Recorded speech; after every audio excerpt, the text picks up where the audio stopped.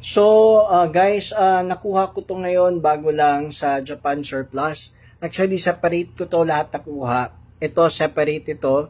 At saka ito, separate ito. Ito yung keychain ng Paul's Boutique. Ayan.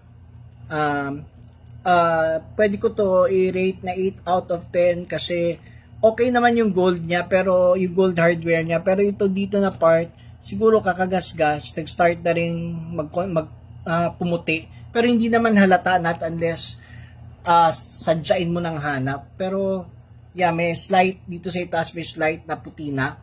And, eto ang bakal niya, solid ito, mabigat. Pwede mo isapak sa, sa tao, talaga masakit ito kasi solid na bakal. Ito, separate ko rin to nakuha, in very good condition, hindi siya yung bugbog. Twilly yata ang tawag dito, pero, eto, hindi ko alam kung paano itali. So, bahala na si Batman. Pero separate ko rin ito nakuha. Then, ayan, nakuha ko ito ngayon lang sa Japan Surplus. Paul's Boutique, London. Ayan. Bagong-bago. Pag tinignan natin yung loob, ayan, malinis. Pati yung etiketa, malinis. So, alam mo na hindi siya gamit. Ayan. Bago ang tela. Meron lang siyang konting, mga ito, katulad dito, may konting yupe. I think pwede to kasi parang sa kakapatong-patong ba, pwede to i-hit, i-blower, para, tapos hilutin nyo lang para pumantay. Pero all else, okay naman yan kasi, tawag dito pag nalalagyan ng gamit na i-stretch naman yan. Para lang ito yung mga canvas ng Louis Vuitton na kakalagay, na yuyupi. And, dito sa ilalim, ayan, may konting UP din ito. Magfa-flat din yan pag puno ng laman. Overtime na, kumbaga kasi nga dahil sa patong-patong. Even yung hardware niya sa ilalim, okay pa naman. May konting gas-gas lang, pero hindi naman makikita. Pero hindi siya faded. May konting gas-gas lang, kakapatong. Sa camera, light beige siya. Pero in real, more on tan. Hindi ako nagkakamali, parang beige na parang tan.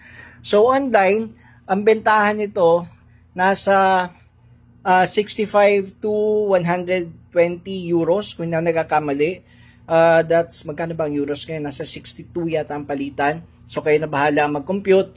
Now ito, binibenta ko lang ng 1.8. 1.8 kasama na ang twilly, kasama na yung keychain na ito na usually binibili ito separately.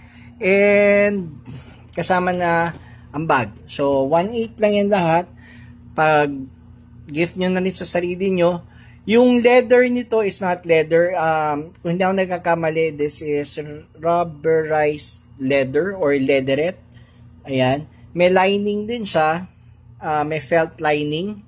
Ayan. Dito. Ayan. Nakikita yung may felt lining. Tapos, okay pa to.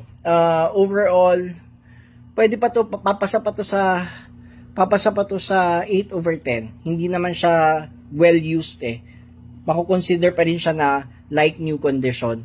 Tapos, kung gusto nyo sabitan ng uso-uso ngayon na Mimi, Nomi, at saka Labubu, pwede ito. Ayan. Yung gusto nyo maging trendy, pero ayaw nyo sumakit yung bangs niyo and ayaw nyo naman magsuot ng tao dito na medyo mumurahing bag. Ito makakuha nyo na mas mura, Orig, and tawag dito galing London na mga brands, which is Paul's Boutique. So yan, PM lang kung interesado. This is only 1.8. Okay, hindi kasama ang shipping ha. Ang magpapa-LBC, it's 230. For JNT, medyo almost the same lang din kasi kailangan natin i-box at baka masira.